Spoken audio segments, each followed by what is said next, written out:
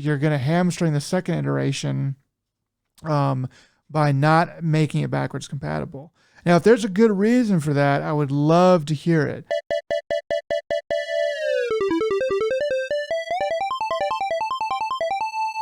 Hello and welcome to the bottom of the internet. This is another Dead Pixel, a podcast about things and stuff and video games, and video game news. My name is Nick. I will be your host. Tonight, here with me, James Bond's body double. Rather, I should say Pierce Brosnan's body double for all of the movies to do with James Bond. That's actually, I think you were telling me before the show, that's where you got that shirt, is on the set of GoldenEye. It's Joe. Joe, how you doing tonight? Doing all right. Yeah. It's amazing that they let a middle schooler in as a body double for Pierce Brosnan. But yeah, that's where I was and that's how old. Could So, you tell me about the lovemaking scenes that you stepped in for him for? Which one was your favorite? all right. Well, they always have to show the back end because, when they ever do the close-ups, so there's actually no actual bumping and grinding. It's just, it just looks like it. And then they just zoom in on, they actually just get on close, him on, face to face. So yeah, it's, technology was different back then. Green screen and deep fakes, not so much a thing back then. So yeah, I mean, or the green screens were really bad. You can tell right away. Would you call those the good old days? Financially, probably. Nowadays, not so much. Okay. Well, that's good to know. Joe just happens to be a connoisseur of video games like myself. Yeah, we're going to sit here and talk about video games and the news and what we've been watching and all that kind of stuff. But yeah, man, other than that, real talk, how you doing? Everything hunky-dory in Joe world? Well, this last week's been pretty busy. Yeah, had some family stuff come up, so it kind of ate away at most of my free time this week. But everything's all right in the end. Yeah, so just burning the candle at both ends for sure. But yeah, I'm glad to be here. This is kind of like the highlight of my week. It's putting a little cherry on top. So yeah, thanks for being able to meet with me. We're doing this a little earlier than usual Oh yeah. because the schedules are all kind of whack.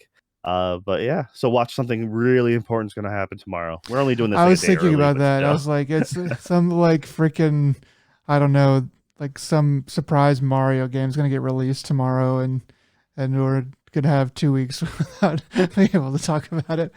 Uh, but that is how the cookie crumbles, as they say. Yeah, man. I'm sorry your life is busy. My life's been pretty busy too. Um, I'm studying for this test now.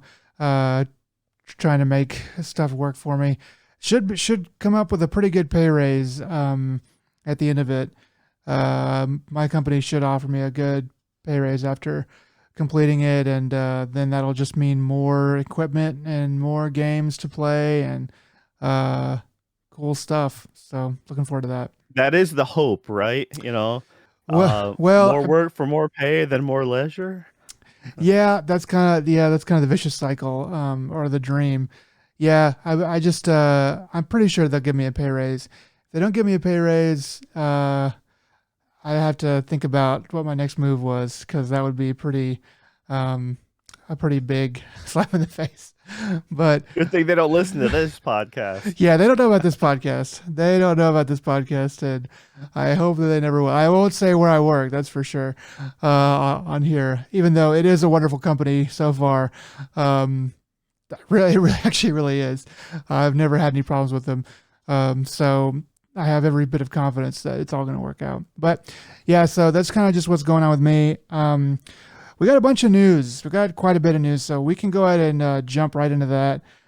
The first thing up is um, the Grand Theft Auto 6 leak. This happened, we're talking on a Thursday evening. This happened, I believe, dadgummit, I think on the 18th, I think Sunday or something like that. The Sunday prior. You can correct me on that if I'm wrong, but the way that it started, well, I guess I'll just go with what happened. Grand Theft Auto 6 had a massive leak of 90 videos of pretty extensive gameplay um, uh, from the game that is in development. They popped up on some forums, on some, I believe it was some GTA mod forums, and I think on YouTube as well, or maybe they ended up on YouTube after that. But they were quickly found to be considered real and legit, and so it spread like wildfire pretty quickly. Um, the I've been kind of doing a little bit of research, and it seems like they've traced it back to the Slack messages for the devs of GTA 6. They were kind of sharing videos and stuff like that as they, do within their company. But whoever the hacker was hacked in and grabbed that. And I shouldn't say whoever the hacker was, because the hacker is a person named Teapot Uber Hacker. That's who they think it is. This is the same guy they believe that hacked Uber not too long ago. Been reading some other articles saying that the FBI was already investigating him. They think that he is British. There's some, I think, a Eurogamer article or something that seems to allude that he may be this other hacker under some different aliases. But yeah, so the FBI's eye has already been working on him, and then the hacker, not too long after the leaks came out, he offered Rockstar to make a deal, but what didn't say exactly what the terms would be. People are assuming that he, or thinking that he might have some or all of the source code, or at the very least, considerable amount more leak material that he could put out there. So that's kind of the state of things right now. I haven't heard anything too much beyond that, but pretty big deal. What do you think about all this, Joe? Yeah, I actually didn't. When it comes to most of these leaks and things, I usually try to keep myself in the dark because Grand Theft Auto is a franchise I actually like to play through, and it's one of those things that you really just don't want to spoil it for yourselves. And when people do this, it's like, the only thing it really did is solidly confirm how much they got done. I mean, you can't escape so long as you have like any form of, even social media or even just surfing through any of your local sites, you'll Yeah. end up coming across headlines and stuff. So, heads up, slight spoilers, because they've mentioned, you got at least a minimum of two playable protagonists. You have some Vice City locations, things like that. And so, uh, you know, Vice City, or somewhere being in that situation makes sense because they just got done doing, uh, essentially the West Coast. They made reference to, it's like them doing uh, San Andreas, locations, and they're like, yeah, they built upon that, and that's before that they Liberty City, they built upon that beforehand, from to GTA 4, so that makes sense that they're going to be finally touching back on an old haunt that people like because people loved Vice City. It was probably widely regarded as probably the best of the PS2 era. Yeah, that was a really big game at the time it when it came out. I don't know how it did sales comparison wise, but it's been, yeah, talked about as being the best of that era for sure, and maybe, and probably easily the best for the actual time period that it came out. It was pretty much a very well polished GTA 3 in a different setting. So it was like a really good iteration on what they had going there. But yeah, I was gonna try to avoid talking about any really specific spoilers. I haven't looked at any of the videos themselves because I too am looking forward to GTA 6 in a big way. I'd really like to get my hands on that whenever it comes out. They were saying that this game has been in development in some form since 2014. Uh, so it's been in there a good it's been cooking a good long time. But it's really sad to see the, the this game get leaked. I think they are still a good ways away though. So as long as there aren't any more leaks, should be uh, maybe not a fresh game to everybody, but there's still a lot left that they're going to work on and unveil whenever the time comes. Yeah, I mean, as far as it's been on work since 2014, I mean, I think it was the latter half of 2013 is when Grand Theft Auto 5 came out, and you can literally just say the multiplayer. That they're probably bringing in the multiplayer in some form or another. So yeah, they've technically been working on Grand Theft Auto 6 in some form. Also, just you know, having a basic concept or design, that also would include that. But it's one of those things that I'm sure it's going to be great. The problem is they lost quite a few people that were really important to the staff, as far as writing and so forth. So we'll see how it's. I'm more interested in a lot of people felt kind of love it or hate it. It was either the best. Grand Theft Auto 5 was either the peak of the series or it was like a step too far for a lot of people. Um, How so? you know, it well, it just it kind of got more ridiculous in a like, yeah, we understand you're kind of doing satire on satire at this point. It's not um back when in the older Grand Theft Autos, you at least had like, oh, this is witty, this is the first time we've heard it. Now you're kind of running the same jokes again. And when it came to I like certain aspects of 5, but 5 is I hadn't actually beat it. I kinda just it lost me somewhere halfway through. It was a lot of fun, and it was more fun as a sandbox. I actually hadn't had fun with the sandbox mode, like, just playing around in the world for quite some time in a Grand Theft Auto, not since, like, Vice City, actually. Um, Mhm. San Andreas was okay, but I think around that time I was starting to get burnt out, and I think just personally, Vice City was the peak of just, silliness and mayhem, making fun of a lot of the old like Scarface essentially was a big uh inspiration for that game. While San Andreas went towards more of like the Boys in the Hood story arc, and that was growing up in the in Arizona around the early 90s during LA riots and stuff like that. That was um that I look at it that a little differently, I guess. So it was, I got to visit we visited and supported some of the local shops during the riots essentially, and that was not a favorable time in my life.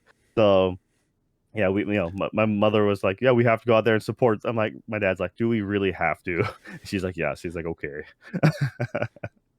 So, yeah, it's and then after that, I really liked the main character, Nico Bellic from 4, but 4 was just uh there wasn't I don't know, it was hailed as like, tens across the board when it first came out, and then like a handful of years later, a lot of people turned on that game in a sour way. Uh, just because it was not as many, there wasn't as many things to do as you really originally thought, but at the time it was just groundbreaking. Like, oh, there's so much of unique things, but then looking in hindsight, you're like, oh yeah, maybe it wasn't as it could have been. I like Nico as a character. I thought he was a fun person to play with. Uh, but also there's a lot of stupid things they had in the game, and granted, a lot of it was meme worthy. You had all these side characters calling, asking to do stuff, or you could just waste time bowling, playing darts. Um, yeah, and when 5 came around, it was like, all right, it's fresh perspective. Kind of have you have the three different archetypes of people, and it seemed like it was really good, but like I said, just somewhere halfway through the game, it just kind of lost me. Um, so I just felt that so when it comes 6, I'm really curious how the writing is going to hold it up, because for me, that's I actually like the GTA games for the writing. So I Okay. know it's weird. Well, I mean, like I've only played parts of a lot of them, um, but I did want to try to get my hands on the new one and really dig into it. I kind of have given up on five. I could go back and try to play it, but it's a little bit of a thing that I just missed. Um, but for like um, for these games, uh, I don't know. Like to me, it's sort of irritating that it's taken so long for six to come out. But if you think about it, when did Red Dead Redemption 2 come out? Like 4 years ago. 4 years ago? Has Uh, it been that long? I guess it has been at least three. Dang. it came Tw- out like uh second 2018. half of 2018. Okay, dang. Yeah, I mean, if you look at like 2013 to 2018, I guess that's 5 years between games, as far as I know. And then I guess GTA 6 will be their next game that they come out with, and that'll be probably another year or two away, probably more, I guess. But I don't know. It just seems like they've gotten longer and longer between major releases, and that seems to be because of the online, money printing systems that they have, which are wildly successful. But and that's really cool for a lot of people. But man, like it's just not why I play games. So it's sort of irritating to me. But either way, like nobody deserves to get hacked like this, and I think it's I don't know, it's just a crappy thing. I just don't know what they're gonna. I don't know how extensive the damage really is. Um, if you really like GTA so much that you're gonna look at um, that you're gonna go and look at GTA 6 spoilers, then you're probably gonna buy the game anyway. Um, so I don't know. I just don't know how much this really hurts them, other than just kind of being a big like egg on the face thing. I'm sure it is gonna hurt them in some way, but like in a monetary way. But I think it might be a little bit overblown and how bad it really ends up being. Yeah, I think what happens is it actually hurts the cadence of releasing information. It helps because they can't control the hype as much anymore. Because you can a lot of times, you'll see like countdowns for countdowns. Like, oh yeah, we'll do a countdown. We'll release a little tidbit of information, and then we'll leak a little bit more. This case, it's now you have to either scrap the whole thing or you're just gonna have to roll with the punches and uh you know but it's not going to be as big of a shock value, if you're because that's always one of the biggest things is like where is it going to be at, like, it's the concept of like what kind of main protagonist are you playing as, what's their issue, are lifetime criminal, like, because that's generally how they all have been for the most part. um it's just but Yeah, you're it's right. yeah, I it mean, really like does. there is like a thing to being able to come out with all the information held back and release it exactly the way that you want it to be. Like if they had a big like event, like a announcement event where they talk about as much of the game that they want. Which I do hate the drip feed of information, especially these days. But if I was in control or trying to make a game like that, I would want to be able to go, okay, this is where you are, and this is the person you are, and these are the cool things that you can kind of do in that way, because you can kind of control the hype and make people more excited about it by always presenting it as a cool thing. But when like the main character or some of the side characters or whatever, and the location and stuff gets spoiled to people before it's ready, it's like, well, that's all old news now, so can't really count on that to be a big drop at our announcement session. So that just that just sucks. Yeah, that and the fact that most people have learned to hate big announcements for new games and then have to wait years for it. You Yeah. know, the common trend amongst a lot of gamers is don't tell me anything, tell me and then come out with the game within a reasonable time frame. Yeah. Don't be like, hey, guess what? We're gonna come out with, I don't know, the new Final Fantasy game. Here's the number. Here's a couple screenshots of people, and sit tight. We'll get back to you in 6 years. People would rather you wait and be like, hey, guess what, guys? It's coming out 6 months from now. Maybe next year. Like, it's much more manageable that way, for expectations. And plus, that Yeah. way, when it gets bumped back, you're like, wait, you told me 6 years ago this game's supposed to be coming out. Now you're telling me it's getting pushed back again, or something. That's, people get really pissed. But if you say, hey, the game comes out, you know, within 4 months, and then surprise, it got pushed back, once, twice. Yeah, that sucks. But at least I haven't been waiting, what feels like an eternity for it. Yeah, I'd love to see the research on the benefits of announcing a game more than a year before it actually comes out. Because like I I mean, I think even a year is too long. I think 6 months is about right. Hey, we have a new game. It's coming out in 6 months. It's plenty of time for people to hear about it, get hyped, and not get pissed on having to wait, or like from a project management standpoint, it's like 6 months out on a big project like that, you can go, okay, we're gonna be ready. Like we're 99, we're like 95% of the way there. We're gonna be cleaning some stuff up. We could have a setback, sure, but it's very unlikely. There's not going to be any major things that are going to go horribly wrong. So you're not going to make people mad. But like when you announce like Final Fantasy remake, gosh, what, 3, 4 years in advance? It's like, what is? I mean, what is the benefit of that? There's so much to lose because they didn't even have like a director. They lost a director or something in that time. I just remember that it was barely even a game as like a project. It was barely like people who were working on it didn't even know they were working on it. It was a concept, and that's when developers do that, or companies do that, it's due to shareholders. The shareholders want to know why they're holding onto your stock, why they should be like investing in your company, and also it's on a corporate level, um, it's literally for them to get funding from other sources.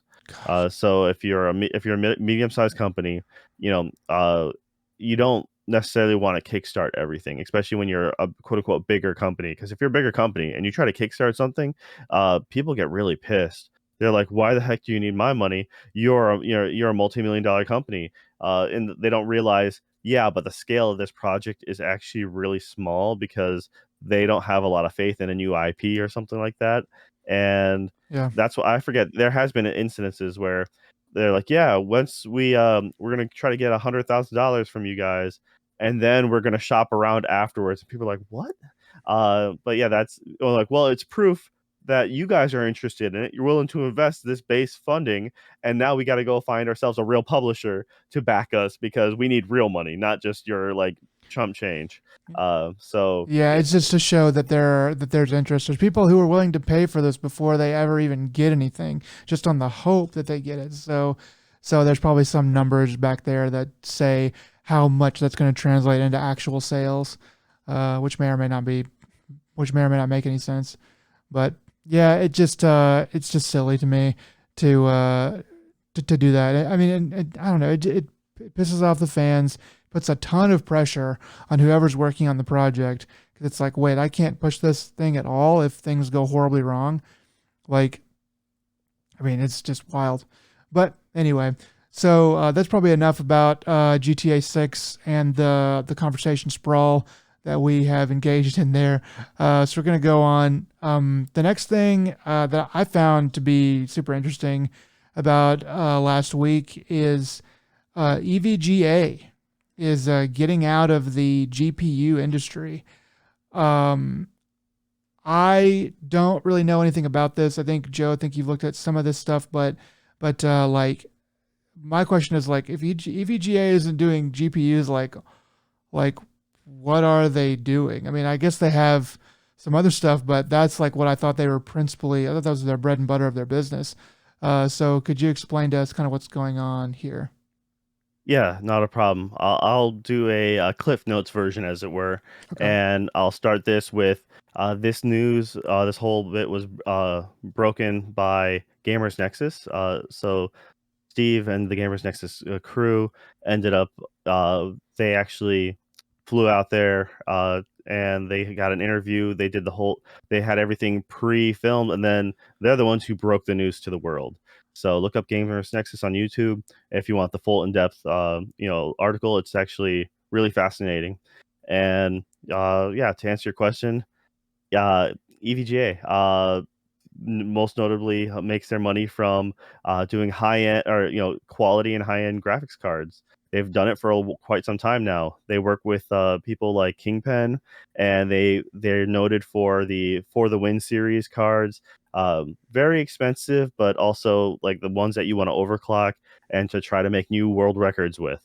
Um, the the long and short of it seems like they just got really tired of all the loophole like or not loopholes, but all the hoops they had to jump through for for NVIDIA, and found it really taxing and just to be working with them.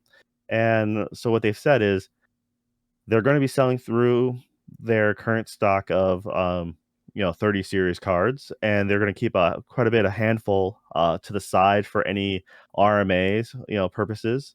And then when essentially when that's done, that's it. They're out. They don't seem to have any current plans at the moment to be working with any GPU company, so AMD or Intel. And uh, they have other lines of business, but for the most part, this is like I'm going to misquote this, so I apologize. It's like something like 80% of their business comes from, comes from GPUs. They've had prior let some people go in some of the other facilities, and so yeah, unfortunately, they're going to try their best to keep staff on hand or try to work with them in the future to either in some form or fashion for payment or relocation, but eventually essentially those people are going to need to find real jobs elsewhere. Yeah, that's just Hmm. it's kind of a So little unknown or a little murky about what exactly they're going to be doing to sustain themselves in the future. They're going to focus themselves on being a smaller business, I guess. yeah, I mean that would be trying to downsize. Um, which I mean, throwing 80% of your business away, or even 60%, if it's even that low of a number, that's pretty wild to me. Um, these kind of business decisions from even a medium-sized company are not taken lightly, and there's usually a plan for what to do next. I mean, EVGA, they were, I don't know what rank they were in GPU sales, but they were up there. You know, them, Corsair, like EVGA is like one of the probably the first ones I would think of. So to me, yeah, downsizing a little bit. I wonder if they have some deals in the works with the name just escaped me, AMD or Intel, like you said, maybe. That would be the most likely thing to me. But the other thing would be it'd be pretty wild. I don't know if they could really do it, but uh, making their own GPUs. I don't know how much in research and development they have, but that's the biggest reason to me to get out of the business, as if or to get out of the business of selling somebody else's GPUs, is if you're going to start making them yourself. But if that were the case, I think that they would have taken this time to go ahead and announce that they are making their own GPUs.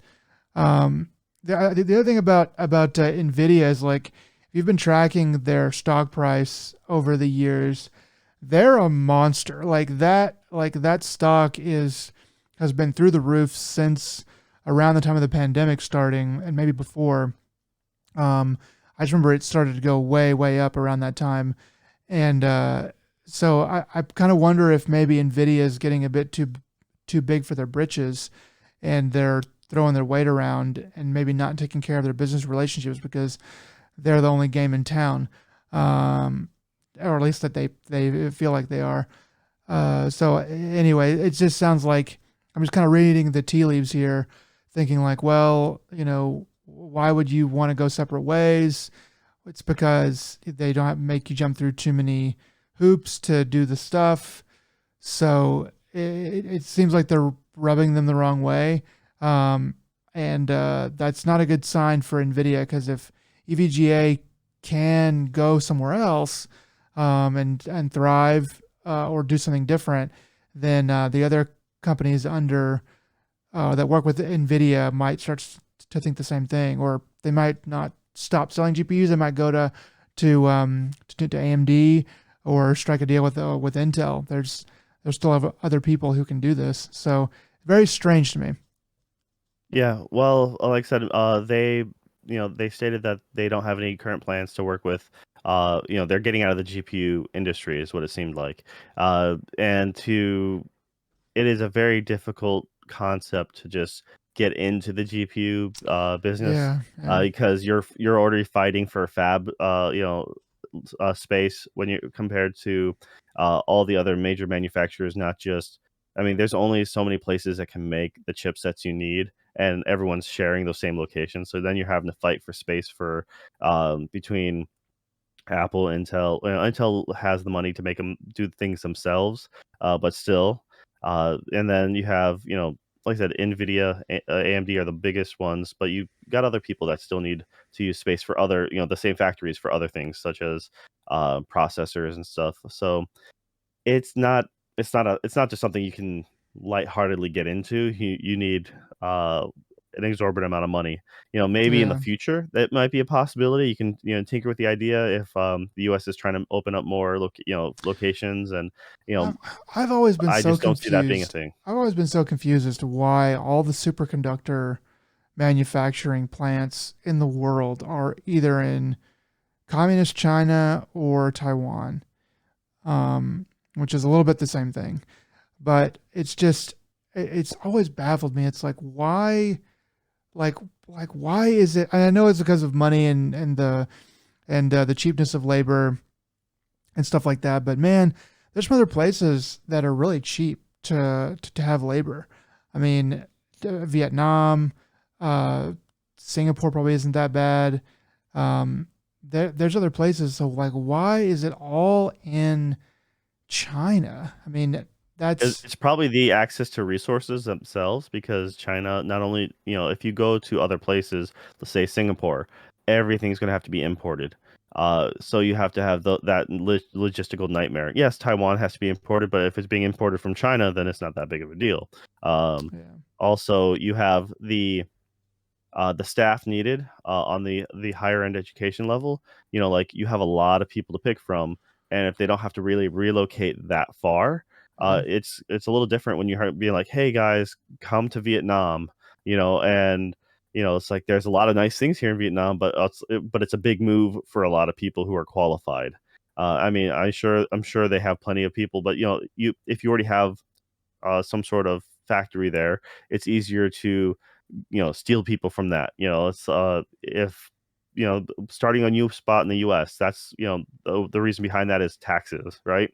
And so they're like, America's like, we're going to give all these companies tax breaks and this, that, and the other thing. And so that's why we're starting to break ground here, because we're tired of trying to pay the import fees, and everything's getting affected from cars to yeah. phones. I mean, it's like, do we really want? Superconductors are pretty important in 2022. They're in everything that we care about: our phones, our computers, in our cars. And do we really want that to all be in like being made in a communist country that is somewhat adversarial to the United States and the rest of the world? I don't know. It's just weird to me. It's like I know it's all money stuff, but it's like I would if somebody could say, hey, you can pay even like 20% more, I would definitely consider and probably I'd probably buy uh, stuff made or stuff with superconductors in it if I knew it was like made like in America, which would be really hard, but like somewhere besides China. I just feel like there's got to be somebody out there who can make this work. But yeah, you're right. Like resources are a big thing, and China does have access to a lot of that. But Yep, yeah, that's a big part, and it's once again, you start buying from a Western fab, that's fine, that's on you.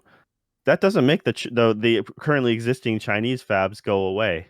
They're still there.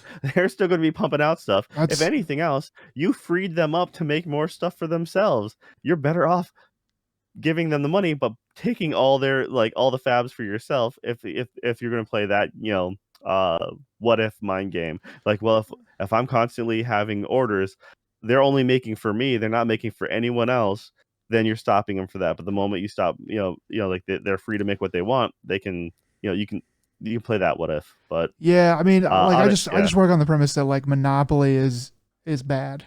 And you want there's argument to be made about how free the market should be, but I think most people can agree that monopoly is bad. And I'm just like, why do we have, like, why do we allow China to own all of this? And it's just silly to me. If but they already own most of America, man. Don't even Walmart used to be all American, 100% American made. Now, like years ago, they be like early 2000s, they were the number one, buyer of Chinese goods. So Yeah. they went from all American to all overseas. Most of our companies are, most, like if not, partially, if not mostly owned by some sort of Chinese asset holder. So it's already too late. We're doomed. Yeah, I guess with that attitude, it's already too late. I mean, yeah, it's not anything that we're gonna solve right now. I just like to rant and rave. But I would love it if EVGA tried to do something crazy in the market and do something weird. But it sounds like they're just kind of bowing out. But that is such a weird thing to me to bow out completely and just it's like yeah, maybe shrink back, maybe scale back and do this or that or try to make some kind of The deal. partnership was just that volatile. I mean, behind the scenes, the things that they had to deal with, like to warrant that kind of response. Unless if like I said, unless if the couple months down the road they come out with a surprise, being like, yeah, here we are, partnered with a new something or other. But for now, Yeah. yeah, that's good luck to all those who are affected by it. Like potentially losing their jobs or trying to find relocations. So, but yeah, and then more on the Nvidia news. Nvidia just announced the other day the new 4000 series cards, more specifically the 4090 and two 4080s, which doesn't make a lick of sense. All Okay. right, so So yeah, go so tell me about this 4080 double version and kind of what they're doing there. all right, so what they've decided to do this time is confuse the hell out of people. They did this kind of with the uh, with this last generation or the current generation, I should say, the 30 series, when they came out with their laptop cards. So everyone knows, like a 3080 for your main tower is a pretty strong card.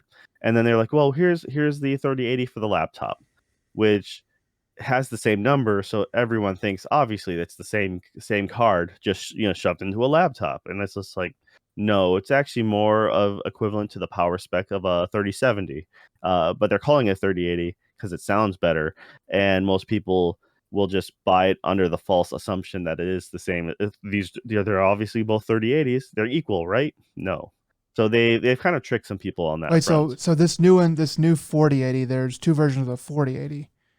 Yep, and Okay. so they're tricking people on this one too. So what Oh, they've okay, done okay. is they've gone ahead and made they made two versions. One is a 12 gigabyte version, and the other one is a 16 gig. 12 gigs goes for 899. Uh, so which is slightly more expensive than the 3080 when it came out. So, but that is kind of why it's there. It's kind of there being like, hey guys, yeah, it's a little more expensive, but it is a better card. And that's like, okay, that's not really okay, but fine, whatever. I mean, it's not you're getting a worse cost per value upgrade, percentage wise from the previous year, generation. And but then they're like, yeah, here's this other 4080. Also, it's both the same name. No, not Super, not TI. No Not even a distinguishing no, names. except for the fact that it's the 16 gigabyte version, and it costs $1,200. You know, Okay. so going from 900 to 12, that's a substantial difference, and that is the same price point as the old 3080 Ti, if I remember correctly. So they've jumped the price, not letting anyone know the difference. And but if they what they want to do essentially is they did this with the last 3080. They came out with a 3080 towards the end of the series, within the last year, which had a higher VRAM spec. And they're like, "Hey guys, guess what? We're gonna bump up the price because we don't actually have an MSRP on this. Because when we came in with our MSRPs, and then the pandemic hit, everyone was selling our stuff on the side for way more money, and we missed out. So this is Yeah. them trying to cash in on that greediness, being like, hey, gamers will pay stupid prices for this. We've proven it. It's seen it. Now we want to get our money's worth. Well, So well, gamers, but also, well, I don't know. I don't know if Bitcoin is going to um, influence it because I've heard that. Well, I mean, it's Ethereum. I don't know. Ethereum's supposed to be going from I don't know enough about it, but It's from what I proof of gathered, it's work to proof of stake. proof of states, and that's supposed to be doing any time now. And so essentially that's one of the big reasons why a lot of the market kind of slowed down, and you're now starting to see a lot more come up on the used market, especially with the new cards around the corner. Not everyone wants to buy. No, people are starting to be like, well, I'll just wait till the new series comes out. um, so there's this, and then there's the 4090, which 4090 is $1,600, or $1,600, which I think the 3090 was 1,500 when it came out, so it's $100 more. That one, it's still expensive, So but it's at what's least so what's the difference between the high end 4080 and the 4090? 4090 is 24. I think it's 24 gigs, opposed to the 16. Now I'm gonna have the wrong number and someone's gonna call me out Well, on it, and I do apologize. I generally stay out of the top tier premium market because I've never been able to really justify buying something like that. I have the 3080. Before, I've always been a 70 series person. So I had the 970. Like, I recommend people buy the 1070 when that can't, like. So I was always a fan of that because tier yeah, like price. the 70 range is like the best bang for your buck. Like Generally speaking, yes. the 80 is like, okay, this is before it gets stupid. This is really good, and it's not the best bang for buck, but you're getting a lot more, and you're not complete moron for paying this much money. But like the 90, it sounds like, I mean, 24 The gigs 90s is pretty 90s were amazing. always for production purposes, right? Okay. If you were seriously into more editing of some sort, Like um, 3D you know, modeling and stuff like that. yes, and so that was always a more of a work card, and the biggest bragging rights for a gamer, being like, yeah, that's right, I bought it. I have a lot of income to burn. Yeah, And if you're a yeah, streamer and you're really rich or trying to be, then yeah. yeah, because there's not really a big need for the 90 series for just a casual like myself. So Okay. yes, um, So yeah, but that's the thing. Yeah, that 4080 price tag being, what'd you say, 850 or almost 9 for the low end? the oh yeah, so yes, it's gonna be 899. 899 for the low end, and then 1200 for the 16 gig. Yes, so it's 9 or 12. That look on your faces says it all. I don't know. I don't know about that, man. I mean, yeah, I don't know about that. I mean, nine's not so bad. 12 is. I mean, they just fucking blew right past that grand, didn't they? Didn't stop at like 1100. It just like straight to 1200, or at a Uh, thousand. Just like F it, let's go. I don't see why I would. I don't know. I don't know. I'm thinking about saying fuck it, and just getting a 2080 and just enjoying really spectacular 1080p gaming for a while longer. But yeah, I don't know. That's because I've already got a PS5 now. I don't know, man. That is a lot of cheddar to put down for a new graphics card. You know, and then the other thing is like if I'm paying 1200 for the 16 gig, why don't I just pay 1600 and future proof myself for, two or three generations on the hopefully on the 4090. I don't know. What do you think? So as far as I guess if you had the money to burn and you want to do the 4090, you're not getting terribly ripped off compared to the prior generation. Because it's only $100 more, and you are getting better performance. But at the same time, I just I couldn't justify it to myself. I've started looking at 3080 because my old computer is running that 970. Yeah. And I'm like, hey, at least if I get or even if I got a 3070, like, I'm looking at the used market as well. And people are starting to post them for a good deal.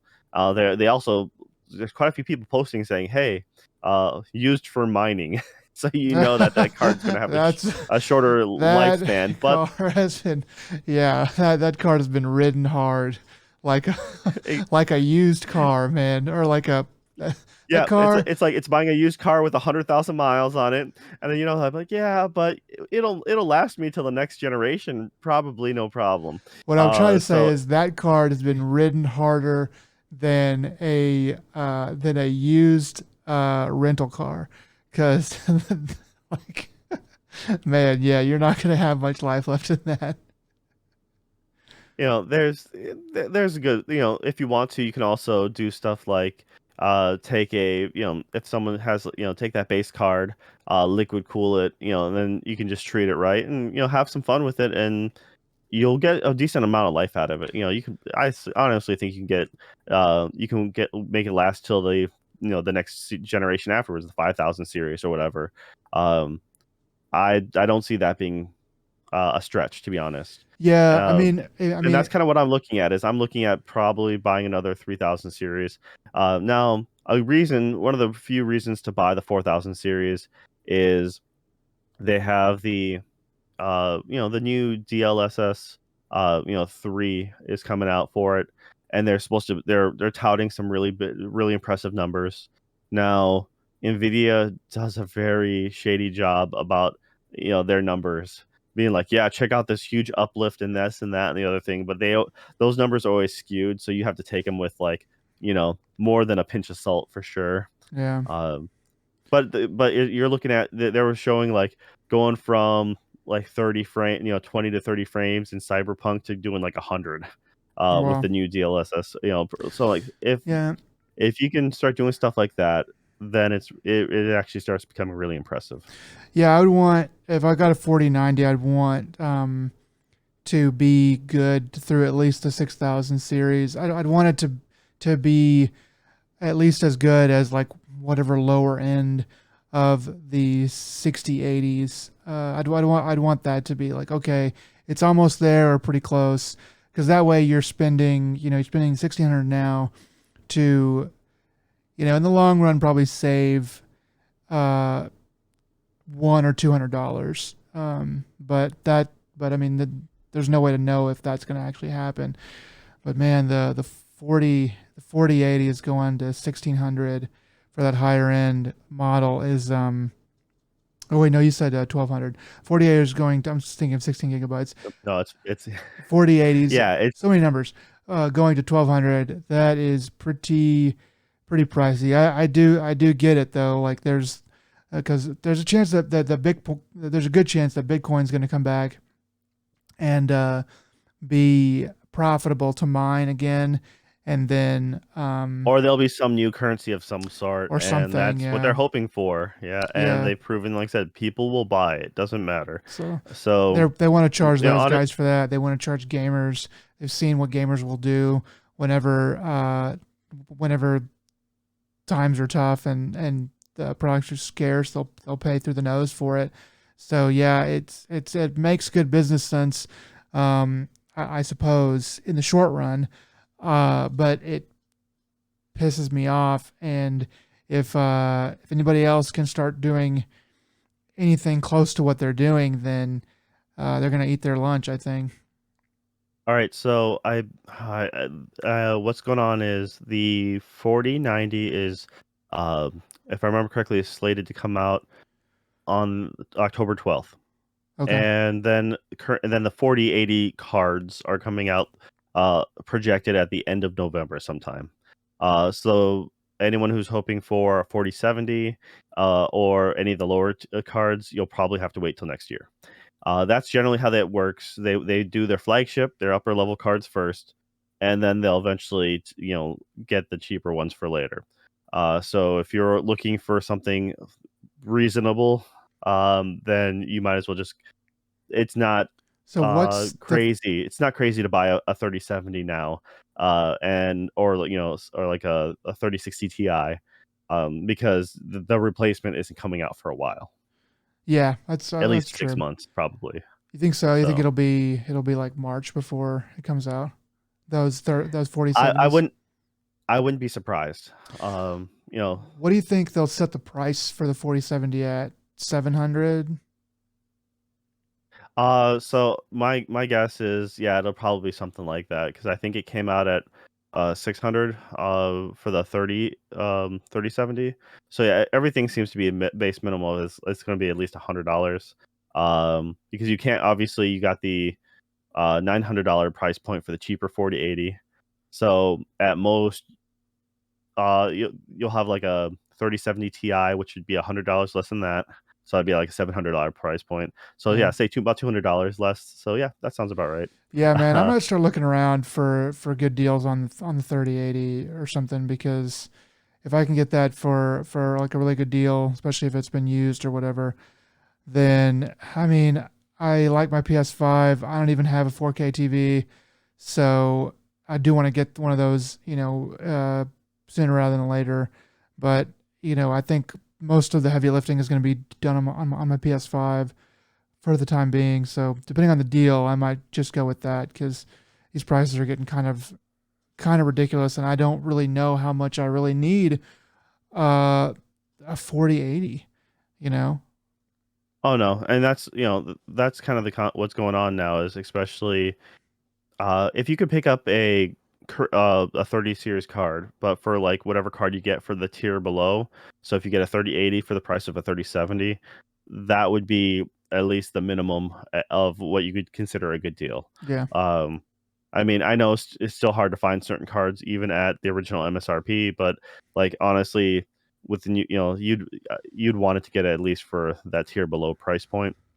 Now, with all of this, they did announce one thing that made me happy, and they talked about a little bit about Portal being re-released with RTX capability. So you're gonna get for any existing owners of Portal, you get to play it now with shiny new lighting. So that'll be fun.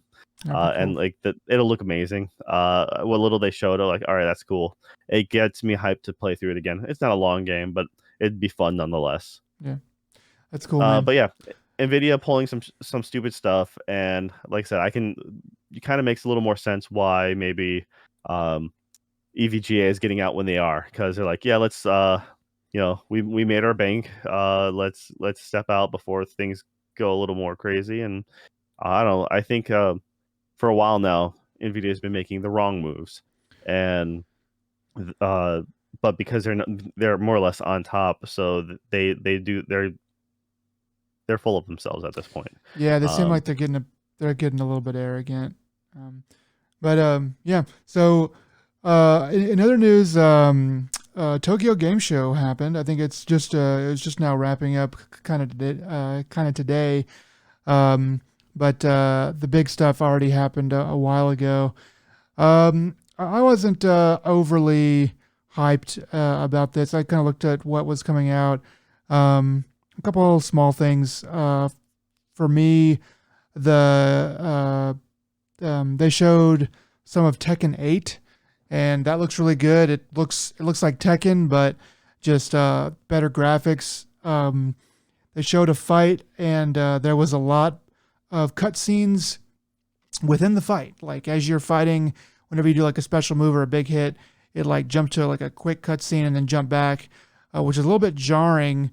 So I don't know how much that's going to be in the actual game, but it's an interesting idea at least.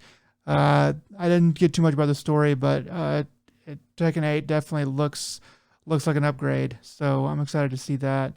And there's a couple things that you saw that you liked, I think, right, Jim? Yeah, yeah, Tekken from the last, some of those cinematic sequences are actually from the current game as well. So they've had some higher end moves in which they kind of embellish during the fight scenes. They cause that little slowdown effect. But yeah, they're kind of going more into it. So yeah, Like it does look really good. like I these were never moves that were like there was like he punched him, and it was just like a little bit more stronger of a punch, not like a super move or like a some kind of a bar draining move, special move. It was just sort of like a little bit harder than usual, and I don't know I've played Tekken 7 quite a bit, and I don't remember seeing anything that took me out of the game quite as much as those things did. So it was a little bit yeah, surprising to me. yeah, it's also a little reminiscent of like the Injustice games, or Yeah. with some of their specials. But no, TGS in fact wrapped up actually last Sunday, the Oh, 18th. okay. It It's been was a while ago. yeah. So unfortunately, yeah, those during our off week, so that's why we're coming a little late on this news. But yeah, one of the things that I found particularly interesting is Suikoden. They're bringing back one of PS1's most iconic and like under appreciated franchises. Suikoden, for all y'all who don't know, was an RPG that let you collect uh 101 characters in your party. You got to build you end up getting a castle, and it was a very in-depth, very fun role-playing game that most people didn't have a clue what it was, and then disappeared. The sequel came out, which to even more fanfare, with a killer story, great music. Um, Honestly, probably one of my favorite, if not my favorite game for the PS1. Um, it's a stellar JRPG, and also most people didn't know about it. So that's why that game goes. The physical copies go retail for like 100 to more easily on like eBay and such. I'm not sure how much that actually changed when they were for a short time available digitally on the PS3. I still have my physical copies of both. Um, but they are remaking these two, which means I should probably offload my stuff now before they come out. But no, as far as remakes go, this looks really good. Uh, it looks. Uh, it's weird because it's Konami, so Konami actually is doing a decent job with these remakes, and it's not. It's just making it look more pretty. But hey, I'll take what I can get, and I'll buy it for the third time. I'm not above that. Yeah, I actually So watched last year. I watched this YouTube video on kind of the history of Suikoden, and I had never. I played Suikoden 3 on the PlayStation 2 back when it came out, and don't remember much about it. I think I rented it and didn't really get far enough in it to see much of what it was about. But apparently, the Super Nintendo versions of the first two were pretty interesting games, flawed in some ways, but definitely doing some interesting stuff. So yeah, it'll be cool that's coming back. I think kind of the biggest news, yeah, is that Konami is kind of making some games again. I think that there a few weeks ago, we didn't get to report on it, but uh, Silent Hill 2 remake screenshots were leaked. So they're apparently making Silent Hill 2 again, which is considered to be the best in the series. Um, that's a maybe, I guess. But it's good to see Konami making games again that don't involve you putting little balls in them. So I'm excited to see that. But yeah, are you gonna? So you said you're probably gonna buy this. Yeah, I'll buy it just for sake of having another like a legal digital copy. Yeah. And it from right now, what it seems like, it does seem like a decent port.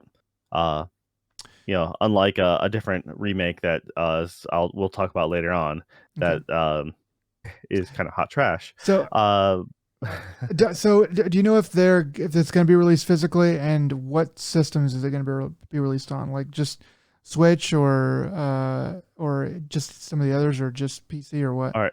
Um, uh, I'm not sure about a physical release. I do know that they're talking about releasing it for the PS4, Xbox One, Switch, Steam. So you can get it. That's for sure. But I'm not 100% sure if we're lucky, they'll come out with a physical version. I wouldn't be surprised if they just do digital only. Yeah, So. that sounds like it's probably more likely, especially for something kind of niche like that and a remake. Do you know how much it's going to cost? For is it a double release or is it actually two separate games? They're remaking both, but they haven't. I don't think they've actually stated if it's going to be um two separate released as two separate games. I think if they play their cards right, they'll just be released as a single package. Because that was the thing is, you can actually bring over save data and information from the first game into the second game, Hmm. and then you were actually able to bring in data from the second game to the third game, which was on a different generation of console. So you were actually able to take your PS1 memory card and transfer the file over to the PS2. And they did the same thing with the later Suikoden game from Suikoden 3 to 4, I believe. Uh, and you had to get a memory card adapter for the PS3 to fit your PS2 memory card into. Hmm. I own it and I never used it. I have the games, but I never made it that far because I just kind of stopped at 3, and then I continued to buy the games because I had a problem where I felt like I had to own the series as they came out, even though I haven't, and I wasn't able, like, I have to beat the previous game, but they're releasing new games, and they're so you got to collect them all, right? Uh, Yeah, yep, that's how they different get you. times. That's how they get you. Okay, that's cool. And then we had some stuff about some information about PS VR 2. Yes. All right. So I guess bad news first. They announced that, at least for now, PSVR 2 will not be able to play PSVR 1 games. There will be no backwards compatibility. Uh, didn't really specify why. And I believe earlier they stated that it was supposed to be capable. So I'm not really sure why they're backpedaling. Unless if I just remember that wrong, then uh, my thought is why couldn't they do it? Because there really shouldn't be a reason why they shouldn't. They're not capable. Uh, I'm hoping that with enough, there's not a big fan base for the PSVR, but I'm hoping enough people are upset about it, in which it gets them to change their minds, because that would be it's a niche market as it is, and so if you really want people to start actually like upgrading, you should at least let them be able to carry over their games. But we'll see. So that's the bad news. Good news, there's been quite a few people who've gotten hands on with the PSVR 2, and there's been a lot of good things to say about it. From the quality of the visuals, the lenses, and how everything looks much better. Some people have been referring it to going from like standard definition to HD, and like the type of quality you're looking through. So it's a big noticeable difference. And there was quite a few games that people got to try out. So one of which, the one that I'm most interested in, is the Resident Evil Village, uh, being made for the PSVR 2. And what makes this unique is, everyone's been talking about how they should Sony should have something like a Half-Life Alyx, if not get Half-Life Alyx on there, because it is like the pinnacle of VR shooters. And with the new Sense controls, is what they're calling the new VR hand controllers. They give you a lot more fidelity and movement, and you actually you grab the weapons from a holster, so like on equipped on you. You can move gun from hand to hand, so if you're left-handed, you can actually, it'll naturally let you shoot with left-handed. You can do multi weapons, so you can do two guns, a knife and a gun. And when you reload, you're actually going to have to load the magazine into into the pistol, and pull the slide. So they have there's a lot more intricate movement, and just it sounds like it's an amazing experience from the few people I've seen report on it. Uh, there's they're redoing the Dead Saints and Sinners chapter 2. So that one is a very good PSVR game, the first one, and apparently the second one is more the same, just looks better and it's more polished. So, but there hasn't been any. I haven't heard anyone really complain about the PSVR 2. So, that's all leading to good signs. I'm pretty much gonna try to get a PlayStation 5 when this thing comes out. I'm hoping that when this does release, it'll have some sort of uh, there might be a pro model or something like there was for PSVR 1. I waited a little bit for PSVR 1 to come out, and then I did get the pro model of the PS4. So, yeah. How about yourself though? You've been out of the VR, realm. You Well, haven't dipped a toe in there. yeah, So, yeah. I mean, I did try it one time, and I mean, it's an interesting technology.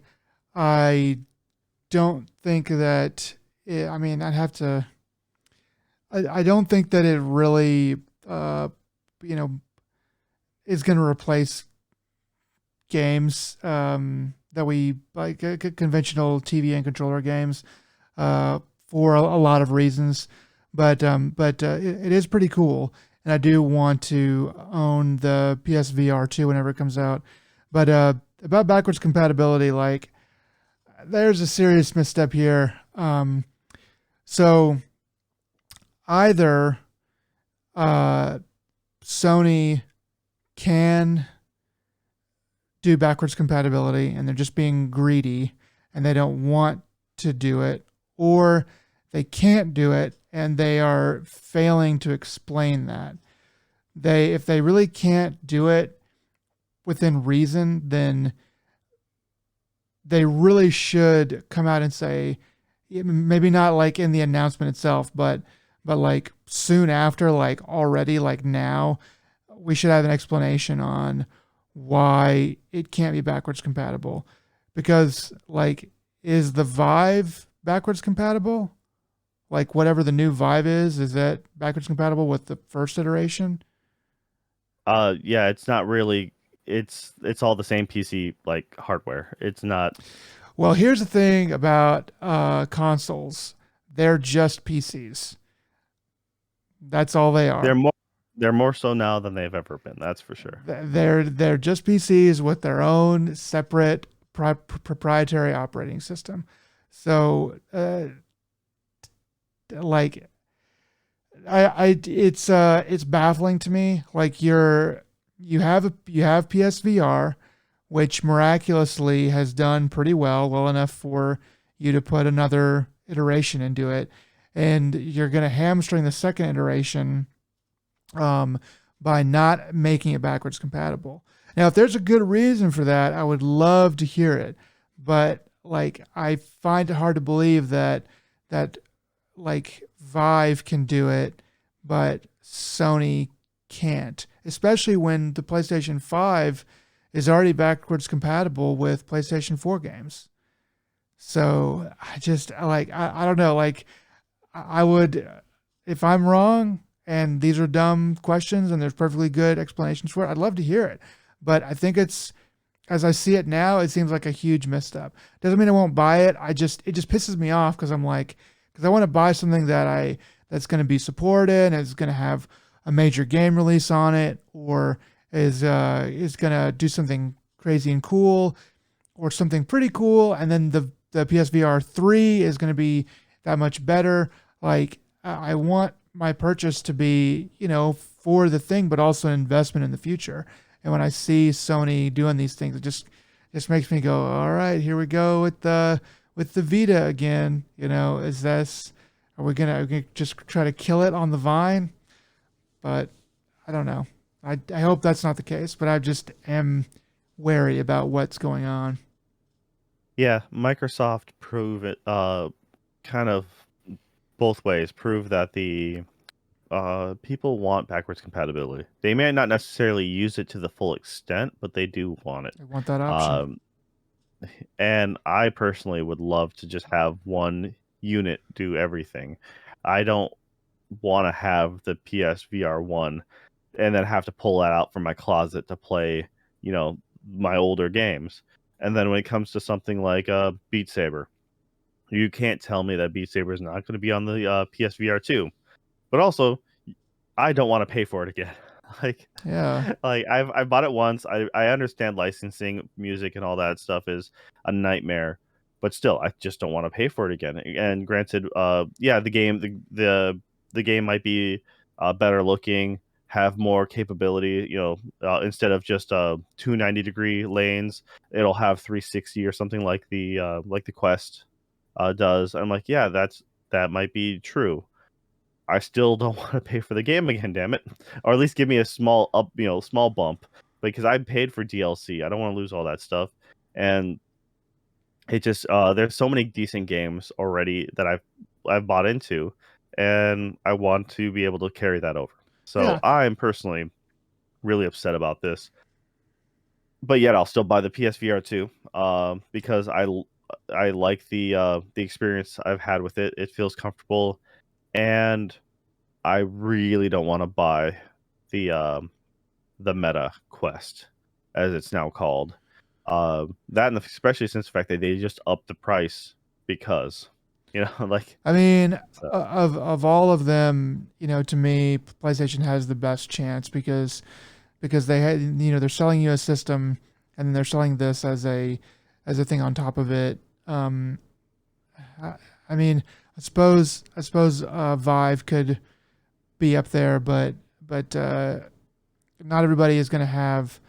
I think a lot more people have access to eventually will have access to a PlayStation 5 than will have access to a really awesome computer that can run this stuff. It's even though the PSVR is going to be weaker probably always, it's going to have more games on it and it's going to have more access to people who actually have it in order to play games. So I don't know. It's such it's an irritating thing to me. I just you're cutting your library. Like somebody who gets a PSVR 2 that didn't get the PSVR 1 could have this huge library of games. Like, oh yeah, I'll definitely buy it because they've already got this library of games. I can just jump right in and get after it. And then the new games, oh yeah, I'll get some of those too. Like it just seems like such a no-brainer. But I would love to have somebody explain like what's going on there. But yeah, Yeah. Well, the other thing is the with the PSVR 2, the tech is good. I mean, just full stop. It's like actually the quality of what you're getting. Plus, you're also building based off of the PS5, which overall is going to be a higher quality experience than the games on average for like the Quest or a lot of the other VR headsets because some of those, especially the Quest, I'm using that one as the best example because I feel that that is the most mainstream. Some of the other ones are better currently, but they also have a higher price point and they require a good PC. So what happens is the Quest has a mobile chipset. It's like cell phone quality, a good cell phone quality, but still it's not a proper graphics powerhouse. But because you're building stuff, like the solo experiences, the exclusives, things like the New Horizon game, that is meant for the PSVR 2, and you can really utilize all that quality. right. So that's kind of what that's where they're going to shine is when they have these exclusives And now that they're starting to get into the PC realm, it'll be a little more lucrative for them because they'll be like, oh yeah, we'll come out either simultaneously or we'll come out on the PSVR 2, and then X amount of months down the road, 6 months to a year, we'll then release it on PC, and then they can cash out. They can really make a profit. So, Yeah. but yeah, but by cutting off the games that people already own, you don't need to be stunting the library. I understand why from a business point they don't want that, but honestly, they need to start making good with the fans. I mean, they just up the price of the actual console for Yeah, I most of the forgot about world. that.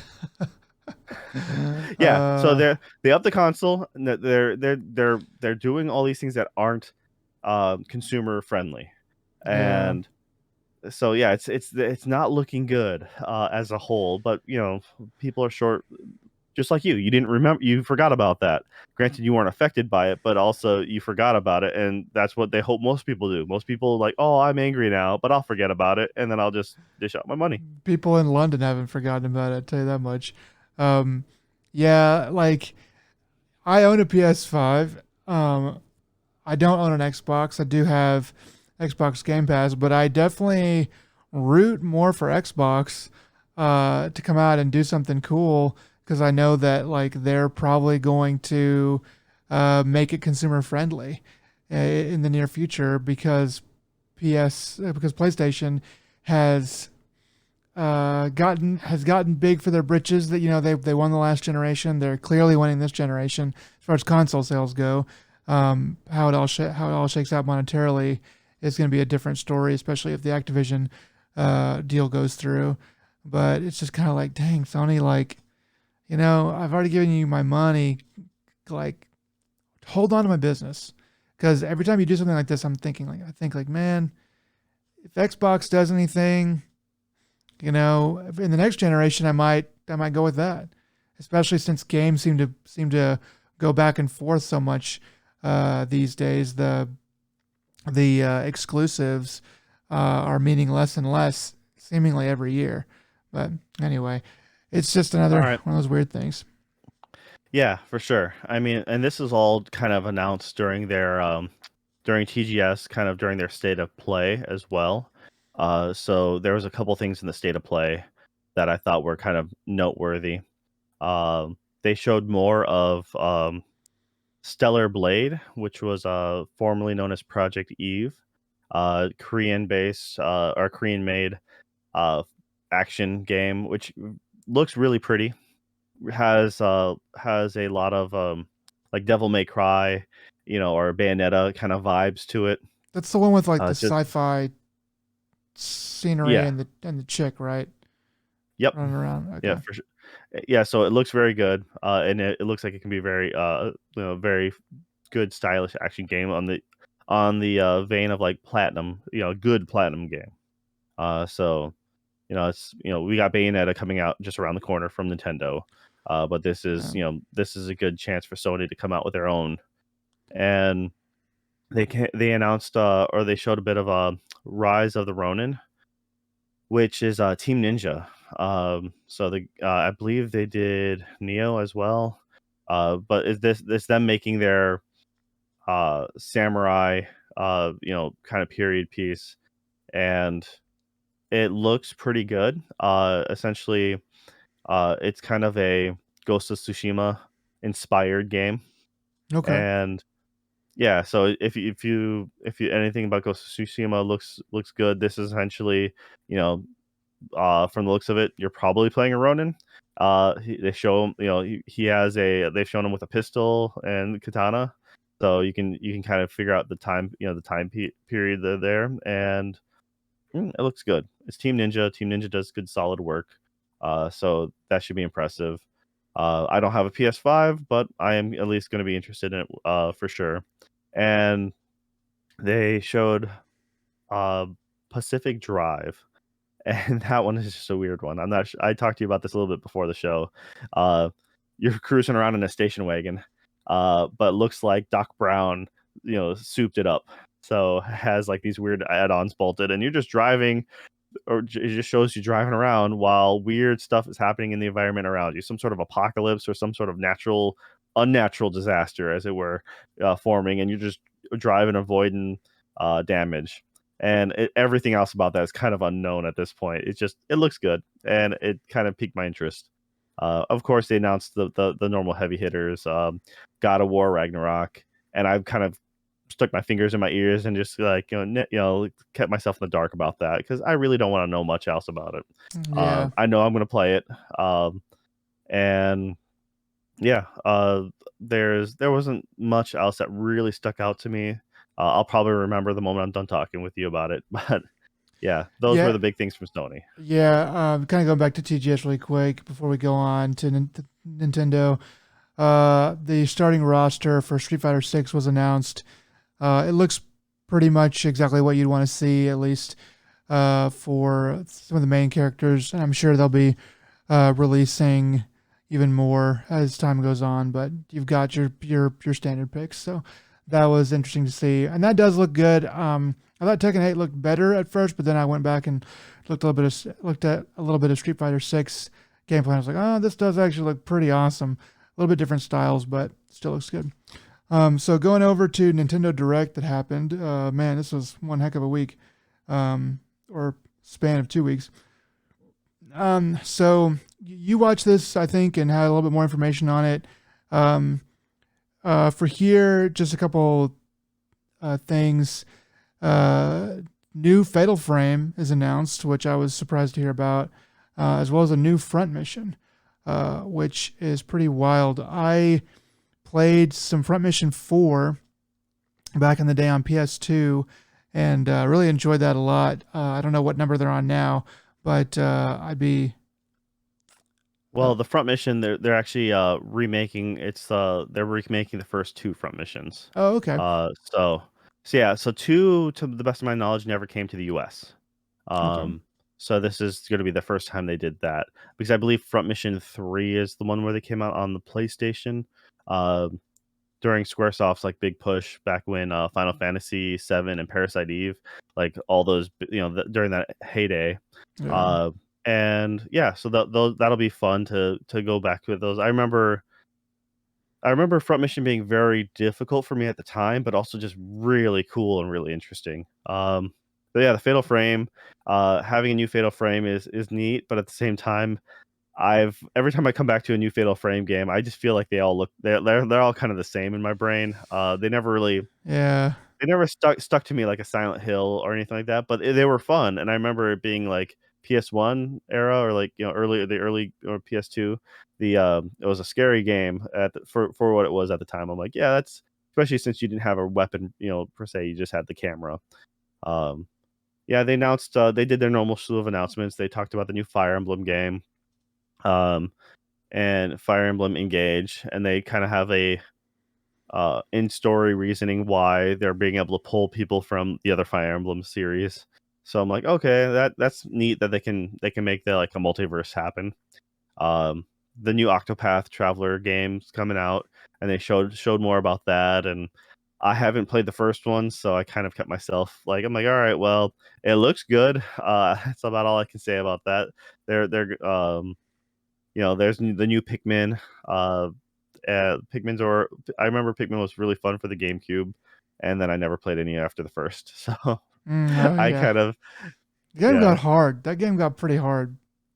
The original theme song for Pikmin in Japanese, because I was in Japan when the game came out, and that they had the cute little commercial song ditty they had for it was just hilarious because I was able to understand that level of Japanese, and it was just so stupid but funny. Yeah, they're just talking about like more or less translated as like all your people just like they just get eaten, like tabe areru, and like you're just seeing them just get chomped on, and you're like, oh dude, that's kind of twisted, but that makes me laugh. Um, That's super funny. so So there was also something about Tales of Symphonia, right? yeah, so here's a remake that did not get the proper treatment. So people are really upset about it, and rightfully so.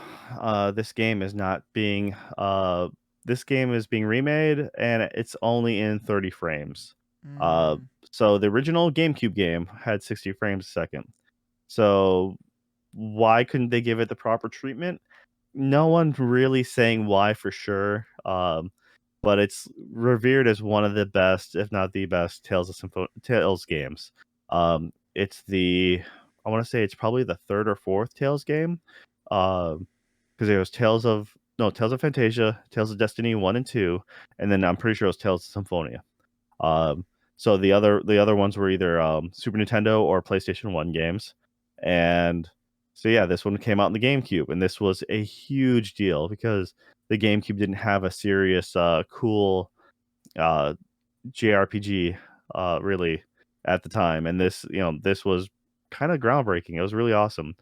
Uh, I believe there was a PC port as well that also is 30 frames, and so people have Mm. found mods to try to fix it, but by trying to fix it also breaks the game in a weird funny way because it looks like everyone's freaking out. So all their Uh, sprite animations, the standing sprite animations are all like looped double fast, so people are like twitching all the time, and it's silly. You should go look up a video for it. It's just one of those like, yeah. So for some reason or another, they just can't seem to get the spend the time or effort to make to port or try to remake the GameCube version. So unfortunately, it's a classic game not getting the justice it deserves. oh, that's too bad. That's really too bad. It sucks that they can't just put it in 60 frames. I mean, I know it's a handheld system, but it's a GameCube that we're talking about. It's a 128-bit console released 20 years ago. I think you can probably manage 60 frames. I'd love to hear the explanation, but probably not going to get it. Anyway, I think that's pretty much all we got for news. That was a robust news hour and change. Um, so next we're going to You're be, not you're missing the Tears of the Kingdom, the big subtitle reveal for the new Zelda game, yeah, the one that you love so much that I'm not gonna. I'll play it. Who am I kidding? I'm gonna play the thing, and you're you going to know, play it. You're going to play it. You're going to but play all of it. You're going to play more of it than me, and you're going to hate it, and I'm going to love it. It's fine. I don't know. Everyone's speculating. It looked like they're pointing signs to real dungeons. So, a lot of people are getting hyped for that. Okay, Um, cool. yeah, more like the classic Zelda style games. It looks really good.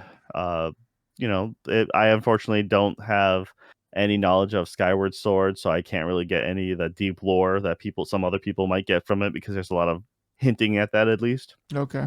Um, Yeah, but I yeah, mean, I'm excited, but I'm also like it's like you and Ragnarok. I know I'm gonna play it, so I don't care. Just put it out. But for yeah, sure. I should have jumped on that and seen what was it called? Tears of the what?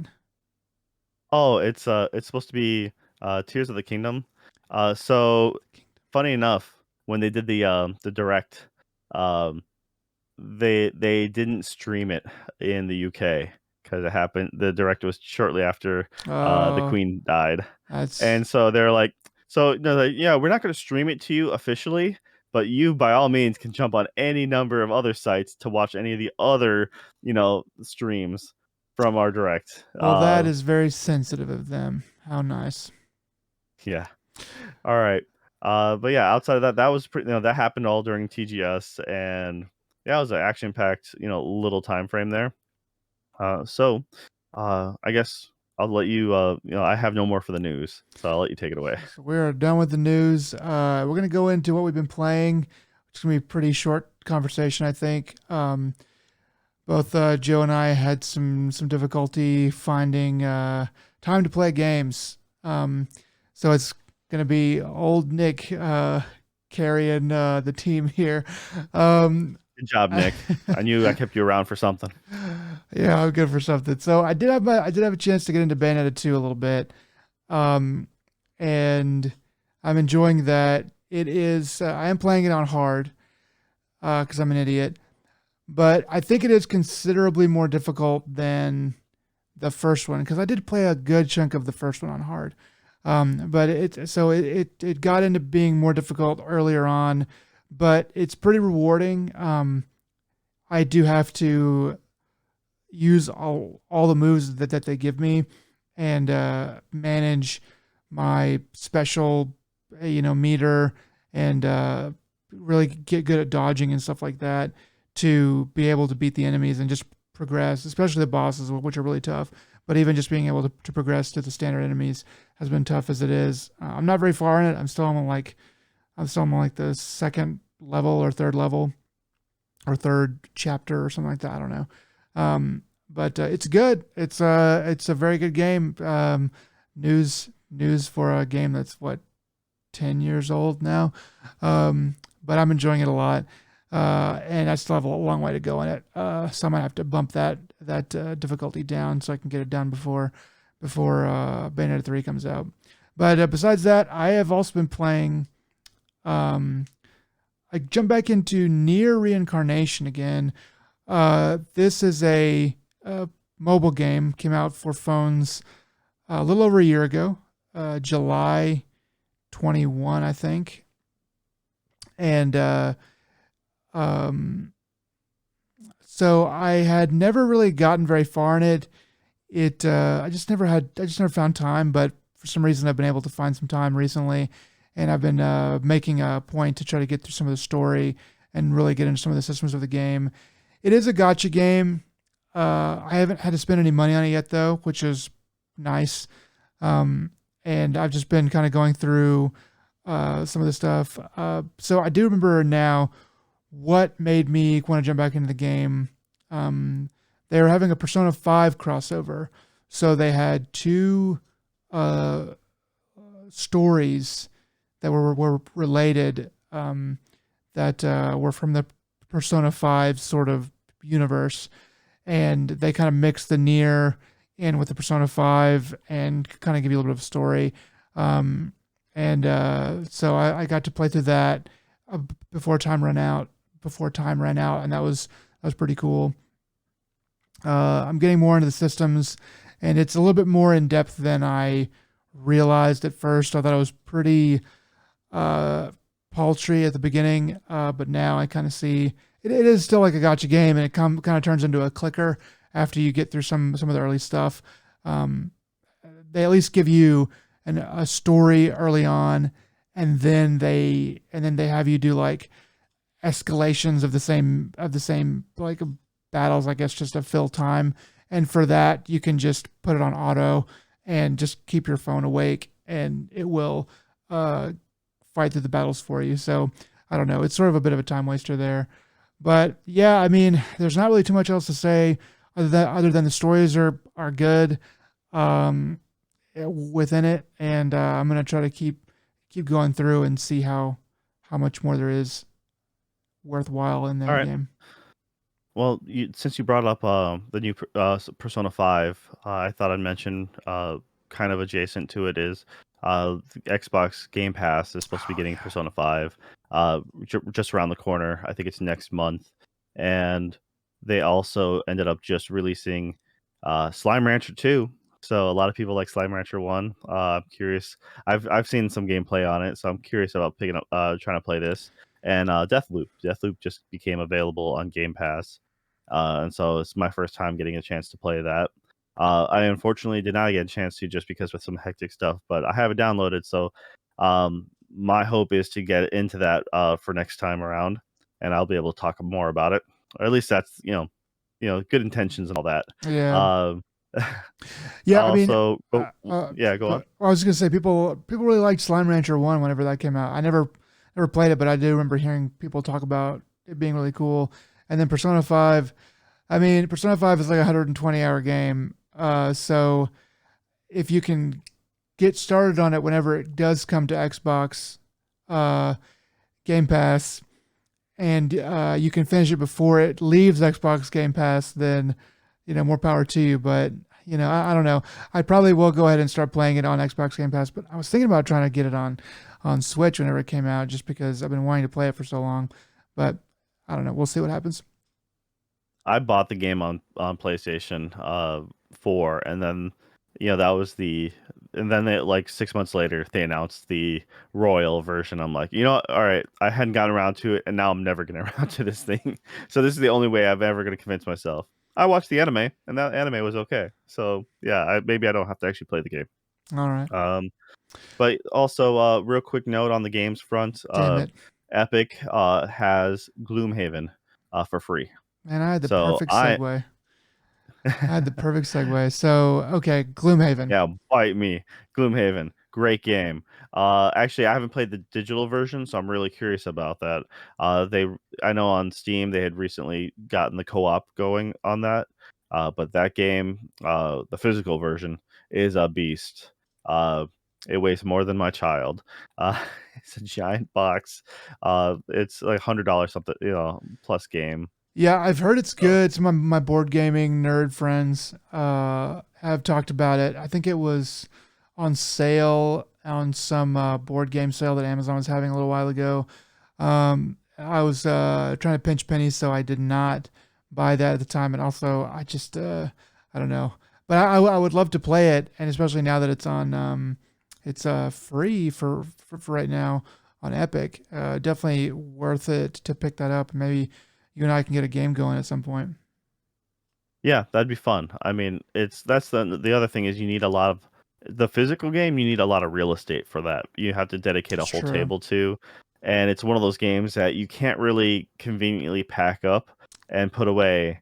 Uh, or you have to really take good notes and like photos of how things were laid out and who had what. So it becomes a nightmare. I we generally gave up our dining room table, and we're like, this is now the permanent space for this game. And we played it pretty decently, like on a semi-regular basis for about a good month, and then Uh, life got in the way, and then we had to have some people over, and then you we had mean to you clear had to off the get desk. back to your life? Like Yeah, you're like you eating know. ramen sitting on the floor next to your kitchen table. You're like, oh, something's got to change. For sure. But yeah, that's, I mean, like I said, so the digital version I'm most definitely interested in, and free is the right price. Uh, Free is the perfect price. Um, okay, so I need you to say one more time that the Persona 5 anime was okay. all right, the Persona 5 anime was okay. Speaking of anime, let's go to what we've been watching. I'll go first because I don't have too much to talk about. So remember how I said I was going to start getting into some magical girl anime? Uh, Yes. I I will go ahead and say that I did just today watch the first episode of the DIC version of Sailor Moon, and it is, man, anime has come a long way, and it has Well, what's your changed. problem, huh? It has changed in many ways, and not always for the better. I do love those old anime. This is cut together pretty well. Um, it's nicely voice acted. It's silly. It's a kid. You know, you can tell it's a kid show. Um, but yeah, I was listening for. I was listening for the friend and that speaks with a New York accent, Molly? Molly, and she came on and really it's not that thick at the very first, but you can start to hear it as she talks more, and it kind of comes in and out. I don't really know what she was going for there, but yeah. Oh, Sarina. Oh, It's so Serena. dumb, but it's so funny. Yeah. It is pretty funny. So I've been enjoying that a little bit. I want to watch some more. But the main show that I actually wasn't planning to get back into, but I just ended up sort of falling back in. And I was like, dang, I forgot this show was really awesome. So sometime last year, I think before maybe even we started this podcast, I started watching Attack on Titan, and I started watching the first season. I made it through 14 episodes, and then I bounced off of it to watch something that I thought was more important, I guess. And so just now, recently, I've gone back to that and finished up with season one, and I'm about halfway through season two. I'm on overall episode 37. So some big stuff has happened recently, but yeah, man, it's I mean, yeah, it's no surprise to say Attack on Titan is good, but I always heard it was good. But I am actually pretty impressed with this show in general. It is really good. The hype is real. Aaron was such an irritating character for me, though. It was He so hard to watch him. he is an Uh, idiot. He is an idiot. Yeah. it's that's why everyone loved Levi later on. Like just like he was made for the fan base to just like ogle. Like he's like, yep, he's our new favorite. Everyone thinks so, and the guy who could do anything essentially. So, Levi is uh, cool. I yeah, I have gotten to that point, and he's sort of bounced out of season two for where I'm at right now, but he's kind of there late in season one and does some. They kind of build him up and stuff like that, and then they kind of show you why everyone's like, oh, Captain Levi, because like he goes in and does some badass shit, and makes all the right decisions. Like he's the only one with that doesn't have plot induced stupidity. He just like, okay, do this and then do this and then everything's fine. Um, so I am actually pretty. I actually do like him a lot. I will say, just a note on the voice acting. I started out watching this in Japanese and enjoyed that, and then switched over to the dub to just kind of check out what's going on there. I did not like the dub. I did not like the dub at all. And I like Matt Mercer, but I think he's a horrible choice for Levi, and I think that whoever directed him to just be Matt Mercer as Levi made a bad choice. So that's because like the Japanese Levi to me is the voice for that is just perfect. But anyway, we can argue about that in a minute. What did you have to say about Attack on Titan? yeah. It's one of those things that like it's good, but I was in Japan during the hype and I was watching it as it was coming out. I'm like, you know what? I just could never get fully behind it, like to the extent that everyone else seemed to be. Uh, Yeah. I I made it pretty far. We made it until I think it was before the most recent stretch of, like I thought I was supposed to be ending soon, and then they're like, okay, cool, this should be like I was just waiting for the last segment to come out, and then they're like, oh, and then there's more stuff, and then there's more, so like it just never seemed to end, and I'm like, but this stuff is supposed to be finished by now, right? And so it's just I was kind of but when they do the big reveal, like one of the major reveals of like the series, they did it in such a way that I was just like, okay, I kind of really love the way they revealed it. It was so different, and it was just like, my wife and I had to do a double take. We're like, wait, did that just happen? And like, oh, sure it did. Okay, but no, it was a good. It's like it's totally solid. I recommend it for a lot. There's a really really good thing you should find on the internet where it's the Japanese voice cast, uh, singing the opening theme song. um, I Okay, will that I sounds will have cool. to send it to you and hopefully maybe throw it in the show notes, but it is really, really funny. Um, it's just it's literally them, just the voice cast, and one of them is doing the he just goes all in. It's just that's all I could say is he just goes all in. And they all know that they're singing bad German, and yeah, it's good. Do you know if there are any movies for the Attack on Titan series? Because I thought it ended with the actual show sometime early this year, or and yeah, it was early this year. I think that the fourth season finally ended. But I thought I saw something about a movie or something like that. That would obviously There be was like at an in least between. there was at least one movie. I thought there might have been two, but there might have been a mini series. Maybe okay. And that's when I thought it was supposed to. I'm like, oh yeah, because we finished season 3, and when season 4 came out, it took a while, and then it was just like, and then the movie came, or so I think it was then the movie, and then there was, but then there was more extra small stuff. I'm like, okay, when is this actually finishing? And I just never bothered looking into it. Okay. But guaranteed there is at least one movie to it. Okay. That Okay. much I do know. I'll have to figure out So. when that comes into play and then go watch that. I'm sure it won't really change much of anything because that's kind of the way anime movies seem to go. when they're part of a series like that. But it's something that Yeah, traditionally, yeah. the older series, it used to be like this movie is a spin-off that's unrelated to the actual story, or this is one giant recap, and that was Uh, always a slap in the face because you're like, yeah, the movie's coming out. You just repeated the first season. God damn you. I think I don't know. I think Jan Ochoa said it best when he said about this one particular anime movie. He said it changes nothing, but it changes everything.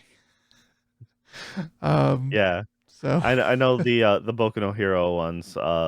They've been just like side stories that really don't have any real stakes involved, and it's just like okay, which is makes sense because if the movie comes out during the summer vacation time frame, and it's like you don't necessarily they'll make nods to it usually when the new series come in, but they won't.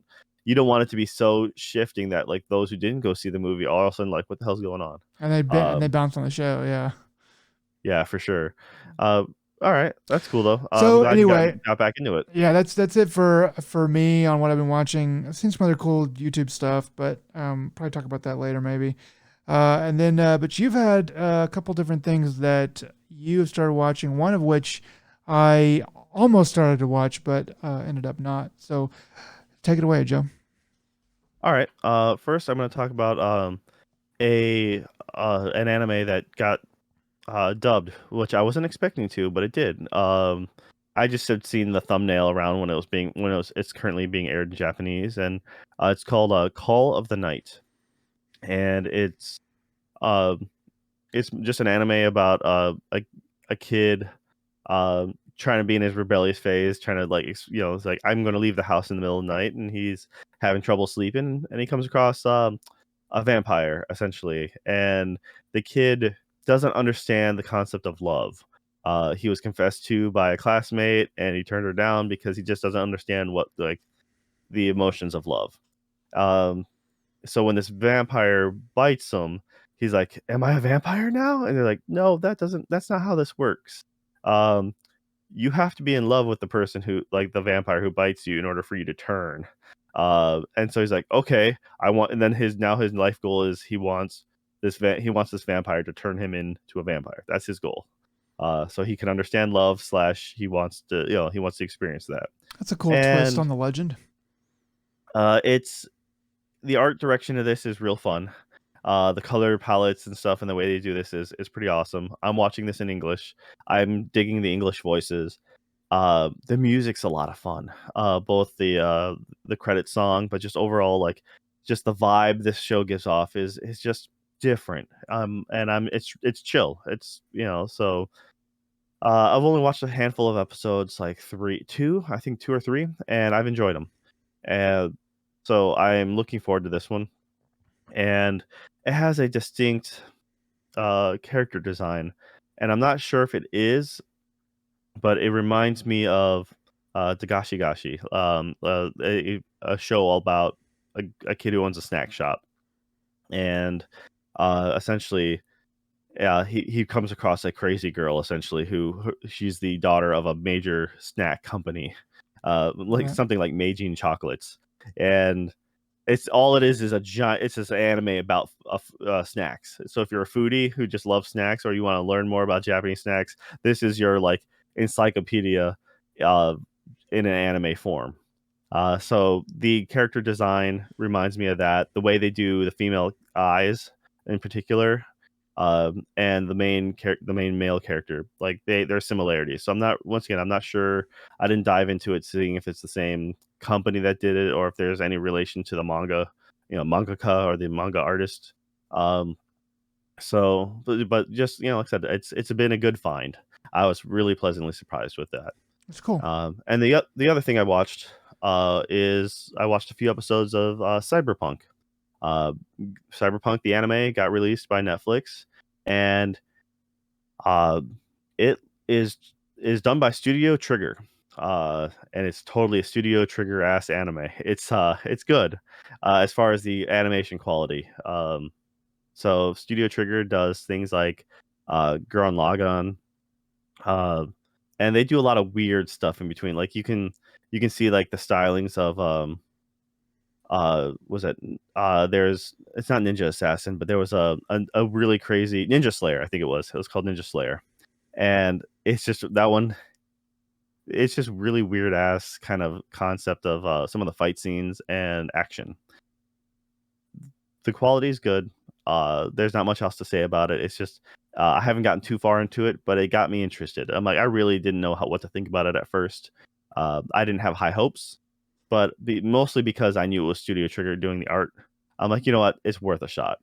Um, yeah, and they do a good job making it, making you feel like you're in that universe. Uh, having played the game, it was really funny because they use the same exact noise for when people get phone calls, so it's the same ringtone, and Hmm. it was really funny because it took me by surprise. Because whenever the main character gets a phone call, I'm like, where the hell did I hear that noise before? I'm like, oh yeah, that's the same exact tone in the game. It's like 1000% that noise tone. I'm like, that's nice to have some overlap with the official game license. I'm like, all right, I can get down with that. That's pretty And cool. yeah, uh, I I'm not necessarily expecting to be wowed, like super amazed by this, but I think it'll be all right. So at Oh, least I hope so. all right. I did want to look into this. I did start to watch it, but I was like, I don't want to start this right now. I wanted to keep watching some more Attack on Titan. But the art style does look great, and I've heard from other sources that it's supposed to be pretty good. Cyberpunk, I think, is great in anime form, um, because it's kind of hard to produce.